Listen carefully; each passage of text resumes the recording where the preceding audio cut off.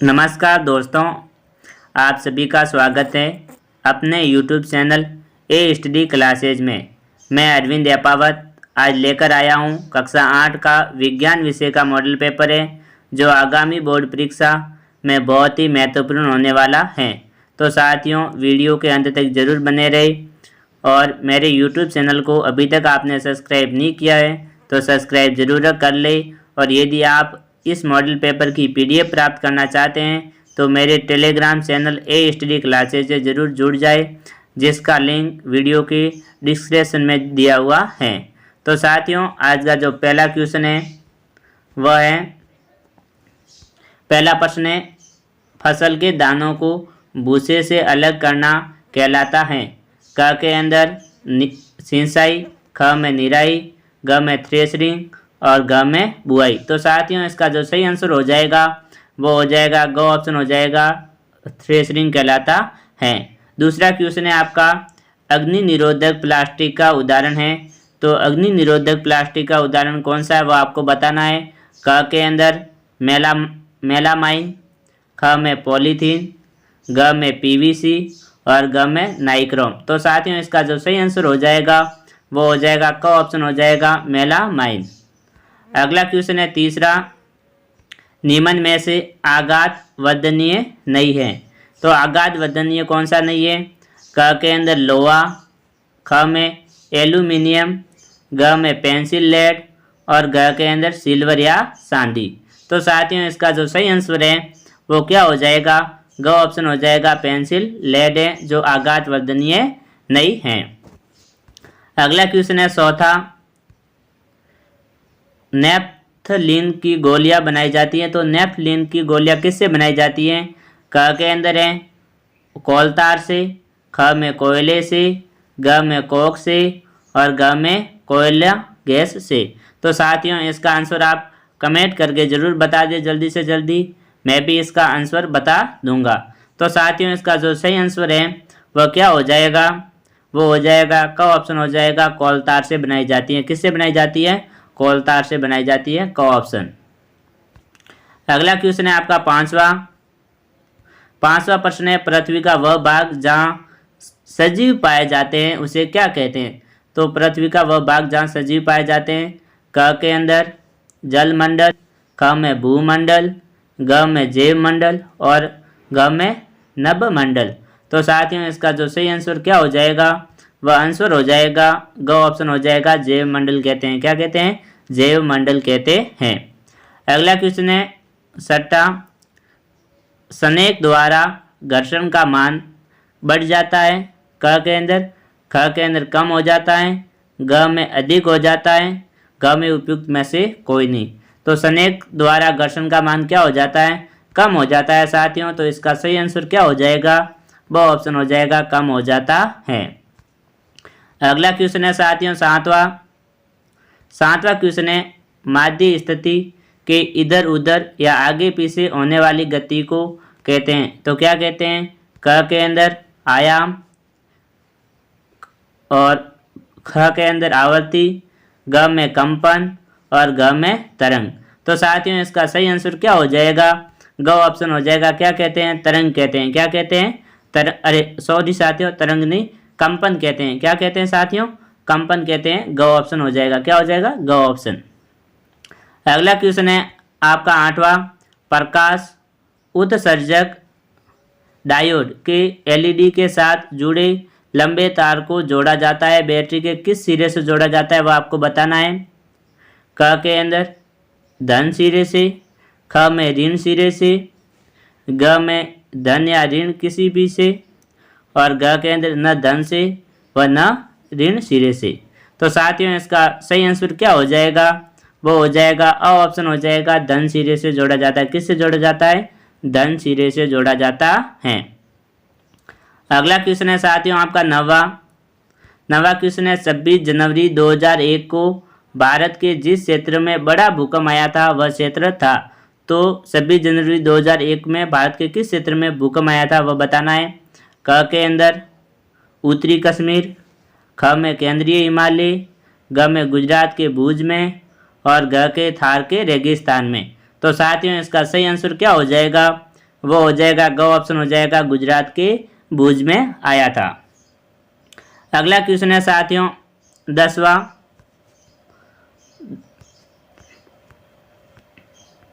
10वां question है साथियों, निम्नलिखित में से कौन सी गैस पौधागर गैस नहीं है। तो साथियों इसके अंदर आपको 4 गैस दी गई है, 3 गैस तो पौधागर गैस है और एक पौधागर गैस कौन सी नहीं है वो आपको बताना है। क के अंदर कार्बन डाइऑक्साइड, ख में सल्फर डाइऑक्साइड, ग में मीथेन और घ में नाइट्रोजन। तो साथियों इसका सही आंसर क्या हो जाएगा, वो हो जाएगा घ ऑप्शन हो जाएगा नाइट्रोजन। अगला क्वेश्चन है साथियों सेकंड, रिक्त स्थान की पूर्ति कीजिए। तो इसके अंदर आपको क्या भरनी है, खाली जगह भरनी है। पहली खाली जगह है साथियों, मिट्टी को उलटने पलटने एवं पोला करने की प्रक्रिया कहलाती है। तो मिट्टी को उलटने पलटने एवं पोला करने की प्रक्रिया क्या कहलाती है साथियों, जुताई कहलाती है। क्या कहलाती है, जुताई कहलाती है। तो इस खाली जगह के अंदर आ जाएगा जुताई। दूसरी खाली जगह है, खाली जगह और खाली जगह धातु नरम होते हैं और उन्हें चाकू से काटा जा सकता है। तो आपको 2 धातुओं के नाम बताने हैं जिन्हें आसानी से चाकू से काटा जा सकता है। तो एक तो धातु हो जाएगा सोडियम। क्या हो जाएगा, सोडियम। एक हो जाएगा सोडियम और के बाद क्या आ जाएगा, पोटेशियम। क्या आ जाएगा, पोटेशियम आ जाएगा, पोटेशियम। ये 2 धातु है जिन्हें चाकू से आराम से काटा जा सकता है। अगली खाली जगह आपकी तीसरी खाली जगह, एक अप्रिय गंध वाला काला गाढ़ा द्रव होता है। तो एक अप्रिय गंध वाला काला गाढ़ा द्रव कौन सा होता है वो आपको बताना है। तो इसके अंदर आ जाएगा कोलतार। कौन सा होता है, इस खाली जगह के अंदर आ जाएगा कोलतार। कोलतार होता है। अगली खाली जगह है साथियों आपकी चौथी, किसी क्षेत्र विशेष में पाई जाने वाली स्पीच कहलाती हैं। तो क्या कहलाती हैं, तो इसके अंदर आ जाएगा विशेष क्षेत्रीय स्पीच। क्या कहलाती है, इसके अंदर आ जाएगा विशेष क्षेत्रीय कहलाती है। क्या कहलाती है, विशेष क्षेत्रीय। ये पूरा वाक्य हो जाएगा, किसी क्षेत्र विशेष में पाई जाने वाली स्पीच विशेष क्षेत्रीय कहलाती है। अगली खाली जगह आपकी लास्ट है साथियों, मैं थोड़ा सा इन्हें मिटा देता हूँ, आप जरूर लिख लें। अगली खाली जगह 5वीं है, नर युगम एवं मादा युगम के द्वारा जनन को लैंगिक जनन कहते हैं। तो इस खाली जगह के अंदर क्या आ जाएगा, यह आ जाएगा संलयन। क्या आ जाएगा, संलयन। संलयन आ जाएगा। नर युगम एवं मादा युगम के संलयन द्वारा जनन को लैंगिक जनन कहा जाता है। अगले क्वेश्चन है साथियों आपके अति लघुत्तरात्मक प्रश्न है जिनके उत्तर आपको कम से कम 20 शब्दों में या 1 और 10 शब्दों के अंदर देने होंगे। वो आपके 1-1 नंबर के होंगे। पहला क्वेश्चन है, फलीदार पौधों की जड़ों की ग्रंथियों में पाए जाने वाले बैक्टीरिया का नाम लिखिए। तो फलीदार पौधों की जड़ों के अंदर जो पाया जाता है बैक्टीरिया, उसका नाम बताना है। तो साथियों उसका क्या नाम हो जाएगा, वो हो जाएगा राइबोबियम। क्या हो जाएगा, राइबोबियम। राइबोबियम जो बैक्टीरिया होता है वह फलीदार पौधों के जड़ों के अंदर पाया जाता है। राइजोबियम क्या हो जाएगा साथियों, राइजोबियम हो जाएगा। यहाँ पर जो है राइजोबियम। अगला क्वेश्चन है साथियों आपका सेकंड, उस धातु का नाम लिखिए जिसका उपयोग उर्वरकों में पौधों की वृद्धि हेतु किया जाता है। तो उस धातु का क्या नाम हो जाएगा साथियों, वो हो जाएगा नाइट्रोजन। क्या हो जाएगा, नाइट्रोजन आ जाएगा। क्या आ जाएगा, इसमें आ जाएगा नाइट्रोजन आ जाएगा। तो उस धातु का नाम नाइट्रोजन है जिसका उपयोग उर्वरकों में पौधों की वृद्धि हेतु किया जाता है। अगला क्वेश्चन है साथियों आपका तीसरा है, अधिक व्यावसायिक महत्व के कारण पेट्रोलियम को किस नाम से जाना जाता है। तो अधिक व्यावसायिक महत्व के कारण पेट्रोलियम को किस नाम से जाना जाता है वो आपको बता देना है। तो साथियों इसका आंसर मेरे को फिक्स पता नहीं है। तो एक तो हो सकता है इसका काले सोने के नाम से भी जाना जाता है, क्या हो सकता है? काले सोने के नाम से जाना जाता है, या इसका एक उत्तर हो सकता है डीजल भी होता है। इन दोनों में से आपको जो आपको पता हो तो साथियों मेरे को कमेंट करके ज़रूर बता दे। अगला क्वेश्चन है साथियों चौथा क्वेश्चन है, लैंगिक जनन से क्या आश्रय हैं? तो साथियों मैं सारे के सारे उत्तर लिख नहीं पाऊंगा, मैं सिर्फ 2-3-4 प्रश्नों के उत्तर बोल के बता देता हूँ, बाकी के आप उत्तर जरूर याद कर ले। तो लैंगिक जनन से क्या आश्रय है?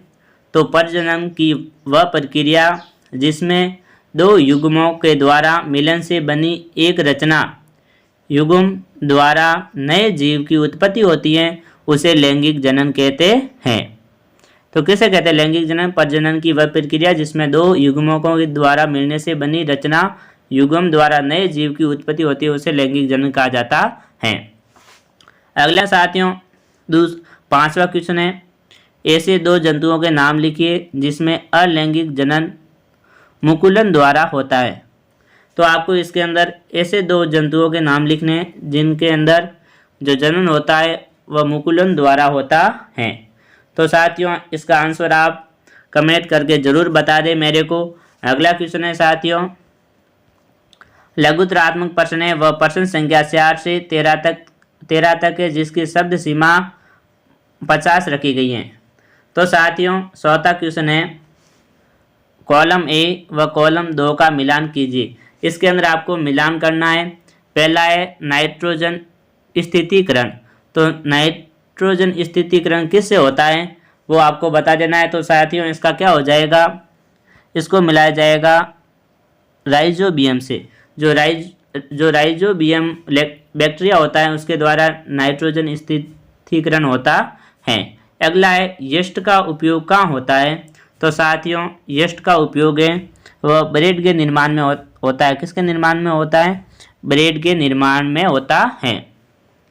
अगला है मादा एनाप्लिज मच्छर के काटने से कौन सा रोग हो जाता है। तो साथियों मलेरिया रोग हो जाता है। कौन सा रोग हो जाता है? मलेरिया। अगला क्वेश्चन है साथियों वायु द्वारा संसरण। तो इसका हो जाएगा खसरा से हो जाएगा। किससे मिलान हो जाएगा? खसरा से। अगला क्वेश्चन है साथियों पांचवा क्वेश्चन है, खाद्य पदार्थों का संचयन करने हेतु प्लास्टिक पात्रों के उपयोग के 3 प्रमुख लाभ बताइए। तो खाद्य पदार्थों को यदि प्लास्टिक पात्रों के अंदर रखा जाता है तो आपको उसके कितने लाभ बताने? कम से कम 3 लाभ बताने हैं। तो पहला लाभ हो जाएगा ये हल्का होता है। क्या होता है? ये जो प्लास्टिक पात्र होते हैं ये क्या होते हैं? हल्का होता है। ये क्या होता है? हल्का होता है। पहला लाभ हो जाएगा। दूसरा हो जाएगा ये परबल होता है। क्या होता है? ये परबल होता है। कैसा होता है? परबल होता है। 2 हो गई। तीसरा आप लिखना चाहो 3 पूछें तो आप लिख सकते हो प्लास्टिक खाने के साथ अभिक्रिया नहीं करता है। कोई भी अभिक्रिया नहीं करता है। जो प्लास्टिक होता है वह खाने के साथ कभी भी कोई भी अभिक्रिया नहीं करता है। और यदि आप चौथा भी लिखना चाहो तो ये लिख सकते हो ये सिर स्थायी होती हैं। कैसी होती हैं? प्लास्टिक होती है वो सिर स्थायी होती हैं। अगला क्वेश्चन है साथियों आपका संक्षेप में उत्तर दीजिए। तो इनके उत्तर आपको संक्षेप में देने हैं, छोटे रूप के अंदर देने हैं। पहला प्रश्न पूछा है आपको, कुछ आदिवासी वन जंगल पर निर्भर करते हैं कैसे। तो आज भी कुछ आदिवासी हैं जो वनों के अंदर जंगलों पर निर्भर करते हैं। वो किस प्रकार से करते हैं वो आपको बताना है। तो साथियों इसका उत्तर हो जाएगा, तो आज भी कुछ आदिवासी हैं वह वनों के ऊपर निर्भर करते हैं क्योंकि उनको भोजन संग्रह कर, शिकार कर, अपना पेट भरने तथा पेड़ पौधों की तथा जंतुओं की खाल आदि से वस्त्र बनाकर पहनते हैं। तो आज के भी जो आदिवासी हैं वो वनों के अंदर रहते हैं, पेड़ पौधों से अपना भोजन प्राप्त करते हैं, वनों के अंदर शिकार करते हैं तथा जो जंतुओं की खाल होती है या जो पेड़ पौधों की साल होती हैं उससे अपने वस्त्र बनाते हैं। तो साथियों इसका आंसर इस प्रकार से आपको लिखना है। इसके अंदर भी अगला क्वेश्चन पूछा है, 2 पूछे, वनोन्मूलन के कारक और प्रभाव क्या क्या हैं। तो सबसे पहले आपको लिखना है वनोन्मूलन के कारक। तो साथियों मैं लिख नहीं सकूंगा, आपको बोल के बता देता हूँ, आप जरूर सुन ले ध्यान से। तो वनोन्मूलन के कारक तो मैं आपको बता देता हूँ, खेती के लिए भूमि की आवश्यकता पड़ती है, ये पहला कारक है। दूसरा है औद्योगिकरण। तीसरा हो जाएगा शहरीकरण। चौथा हो जाएगा दावानल, जिससे आग से जंगल जल जाते हैं। और चौथा हो जाएगा भीषण सूखा। क्या हो जाएगा? भीषण सूखा। तो ये हैं इसके कारक। फिर यदि वनों उन्मूलन के हम पर क्या प्रभाव पड़ते हैं वह आपको बताना है। तो इसके प्रभाव हो जाएंगे, प्राकृतिक आपदाओं की संभावना बढ़ जाती है, ज़्यादा से ज़्यादा प्राकृतिक आपदा आती है। दूसरा हो जाएगा प्रदूषण बढ़ जाता है। तीसरा हो जाएगा विश्व उष्ण हो जाता है, गर्मी भी बढ़ जाती है। चौथा हो जाएगा भूमि के उपजाऊपन में कमी आ जाती है, जो भूमि होती है वो कैसी हो जाती है?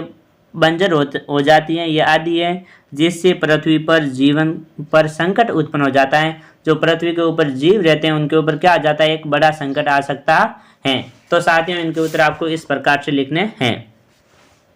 अगला क्वेश्चन है साथियों आपका 7वां, अलैंगिक जनन की परिभाषा लिखिए और जंतुओं में अलैंगिक जनन के 2 नाम लिखिए। तो साथियों अलैंगिक जनन किसे कहते हैं वह आपको मैं बोल के बता देता हूँ। वह जनन जिसमें केवल एक ही जनक नए जीव को जन्म देता है उसे अलैंगिक जनन कहलाता है। वह कैसा कहलाता है? अलैंगिक जनन कहलाता है। इसके 2 उदाहरण, एक तो हो जाएगा मुकुलन। क्या हो जाएगा? मुकुलन हो जाएगा। दूसरा हो जाएगा हाइड्रो। क्या हो जाएगा? हाइड्रा या यस्ट। हाइड्रा हो जाएगा या हो जाएगा यस्ट हो जाएगा। ये 2 आपको इसके उदाहरण देने हैं। तो साथियों जो आगे क्वेश्चन है उनके उत्तर मैं नहीं बता पाऊंगा क्योंकि वीडियो है बहुत ही लंबी हो जाएगी। तो साथियों अभी तक आपने मेरे YouTube चैनल को सब्सक्राइब नहीं किया है तो सब्सक्राइब जरूर कर ले और इस वीडियो को लाइक करना और अपने दोस्तों को शेयर करना बिल्कुल भी ना भूले। अगला क्वेश्चन है साथियों आपका 8वां क्वेश्चन है, व्याख्या कीजिए। तो आपको इनकी व्याख्या करनी है। सर्परिघर्षण स्थैतिक घर्षण से कम क्यों होता है? तो इसके अंदर आपको बताना है जो सर्परिघर्षण होता है वह स्थैतिक घर्षण से कम क्यों होता है, इसके बारे में आपको बताना है। अगला क्वेश्चन है साथियों, टाइम बहुत हो चुका है, मैं फटाफट पढ़ लेता हूं। तो अगला क्वेश्चन है आपका दिया हुआ है, निम्न वाक्य यंत्रों में उस भाग को पहचानिए जो ध्वनि उत्पन्न करने में कंपित होते हैं। तो क के अंदर ढोलक, ख में सितार, ग में बांसुरी। तो इनमें से इन वाद्य यंत्रों में कौन से भाग है जो ध्वनि उत्पन्न करने के लिए कंपित होते हैं? तो आपको मैं बता देता हूँ। ढोल के अंदर तो चमड़े की परत सड़ी होती है। कौन सी होती है? चमड़े की परत। और सितार के अंदर क्या होता है? तनित तार होता है। क्या होता है? तनित तार होता है। और जो आपका बांसुरी है, बांसुरी के अंदर होता है वायु स्तंभ होता है। क्या होता है? वायु स्तंभ होता है। तो साथियों अगला क्वेश्चन है आपका 10वां क्वेश्चन आपसे पूछा है, आग लगने के समय फायरमैन पानी के हेज पाइप का उपयोग करने से पहले उस क्षेत्र की मुख्य विद्युत आपूर्ति को बंद कर देते हैं। व्याख्या कीजिए कि वे ऐसा क्यों करते हैं। क्योंकि वह इसलिए वह विद्युत आपूर्ति को बंद कर देते हैं जिससे कहीं पर भी शॉर्ट सर्किट न हो। तो इसका उत्तर आपको विस्तार से लिखना है। अगला क्वेश्चन है साथियों 11वां, जब हम किसी आवेशित वस्तु को हाथ से छूते हैं तो वह अपना आवेश खो देती है। व्याख्या कीजिए। अगला क्वेश्चन है साथियों आपका 12वां क्वेश्चन है, तारामंडल क्या होता है? किन्हीं 2 तारामंडलों के नाम लिखिए। तो इसके अंदर आपको लिखना है कि तारामंडल क्या होता है और किन्हीं 2 तारामंडलों के नाम लिखने हैं। अगला क्वेश्चन है, CFC का पूरा नाम लिखें। इसका उपयोग कहाँ किया जाता है? इससे होने वाले एक हानि का उल्लेख भी कीजिए। तो इसका CFC का पूरा नाम लिखना है और इसका उपयोग कहाँ किया जाता है उसके बारे में भी लिखना है और इससे क्या क्या हानि होती है उनमें से एक हानि लिखनी है। अगले क्वेश्चन है साथियों आपके दीर्घ उत्तरीय प्रश्न है जिसके अंदर क्वेश्चन संख्या शब्द है, नाइट्रोजन चक्र का चित्र बनाइए। तो इसके अंदर आपको नाइट्रोजन चक्र का चित्र बनाना है, फिर उसकी व्याख्या करनी है।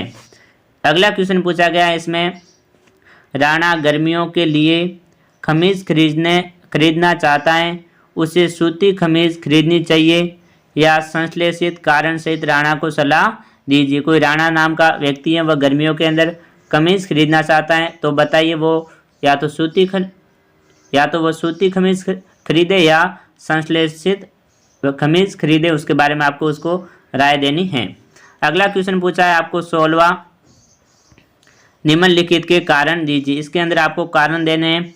कॉपर जिंक को उसके लवण से विलय से विस्थापित नहीं कर सकते हैं। इसके अंदर दूसरा पूछा है सोडियम और पोटेशियम को मिट्टी के तेल में रखा जाता है, इसे क्यों रखा जाता है? इसका कारण देना है कि सोडियम और पोटेशियम को मिट्टी के तेल में क्यों रखा जाता है। अगला क्वेश्चन पूछा है आपसे 17वां है, वर्णन कीजिए मृत वनस्पति से कोयला किस प्रकार बनता है, ये प्रक्रम क्या कहलाता है? तो मृत वनस्पति से कोयला किस प्रकार से बनना है, इसके बारे में आपको विस्तार से लिखना है। जब भी कोई वनस्पति होती है वह जमीन के अंदर दब जाती है, वह 100 या हजारों वर्षों तक जमीन के अंदर दबी रहने के कारण उसके अंदर जो जमीन के अंदर जो सबसे ज़्यादा ताप होता है उसके कारण वो किस में बदल जाती हैं, कोयले के अंदर बदल जाती हैं। उसे बदलने को क्या कहते हैं, इसके बारे में आपको इसके अंदर बताना है। अगला क्वेश्चन पूछा है इसके अंदर आपसे घर्षण को बढ़ाया या घटाया कैसे जा सकता है, उदाहरण देकर समझाइए। या तो आपको बताना है इसके अंदर घर्षण को कैसे बढ़ाया जा सकता है या उस घर्षण को कैसे घटाया जा सकता है, इसके बारे में बताना और आपको उदाहरण भी देना है। अगला क्वेश्चन पूछा है आपको 19वां क्वेश्चन है, विद्युत संयंत्रों का भी कभी भी गीले हाथों से अथवा गीले फर्श पर खड़े होकर स्पर्श नहीं करना चाहिए। क्यों नहीं करना चाहिए?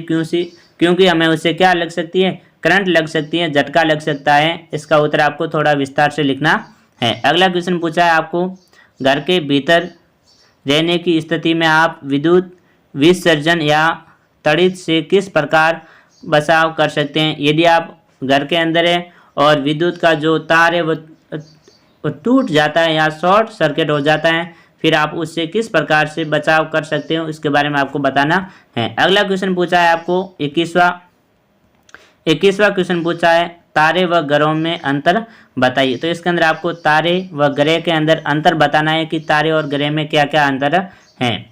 अगले क्वेश्चन है जो आपके निबंधात्मक क्वेश्चन है, जो आपको अथवा के अंदर जरूर मिलेंगे। 22वां क्वेश्चन है, खरपतवार क्या है, हम उसका नियंत्रण कैसे कर सकते हैं? तो इसके अंदर बताना खरपतवार क्या है और उसके ऊपर हम किस प्रकार से नियंत्रण पा सकते हैं।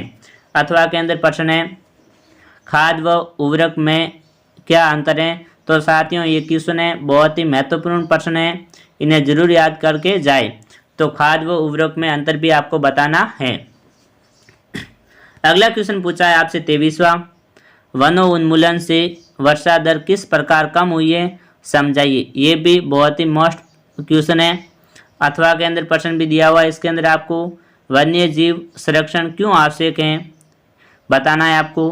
अगला क्वेश्चन है 24वां है, मानव वाक् यंत्र कंठ का चित्र बनाकर इसके कार्य की अपने शब्दों में व्याख्या कीजिए। तो इसके अंदर आपको मानव वाक् यंत्र कंठ का चित्र बनाना है, फिर उसके क्या क्या कार्य हैं तो उसके बारे में आपको बताना है। इसके अंदर अथवा में क्वेश्चन है, शोर प्रदूषण किसे कहते हैं, इसके स्रोत, हानियाँ, सीमित रखने के उपाय लिखिए। ये सारे के सारे क्वेश्चन बहुत ही मोस्ट इम्पोर्टेंट है, तो साथियों अपने दोस्तों को जरूर बता दें। अगला क्वेश्चन है साथियों 25वां है, शुद्ध वायु तथा प्रदूषित वायु में अंतर स्पष्ट कीजिए। तो इसके अंदर आपको शुद्ध वायु तथा प्रदूषित वायु के अंदर अंतर स्पष्ट करना है। और इसके अंदर अथवा के अंदर क्वेश्चन दिया हुआ है, पौधा घर प्रभाव का अपने शब्दों में वर्णन कीजिए। तो साथियों ये आज का जो मॉडल पेपर है वह बहुत ही वेरी मोस्ट इम्पोर्टेंट है, तो साथियों इसे ज़रूर याद कर ले और अपने दोस्तों को भी ज़रूर बता दें। तो साथियों आप सभी से विदा लेने से पहले एक रिक्वेस्ट करता हूं कि अभी तक आपने मेरे यूट्यूब चैनल को सब्सक्राइब नहीं किया है तो सब्सक्राइब ज़रूर कर ले। जय हिंद साथियों, जय भारत।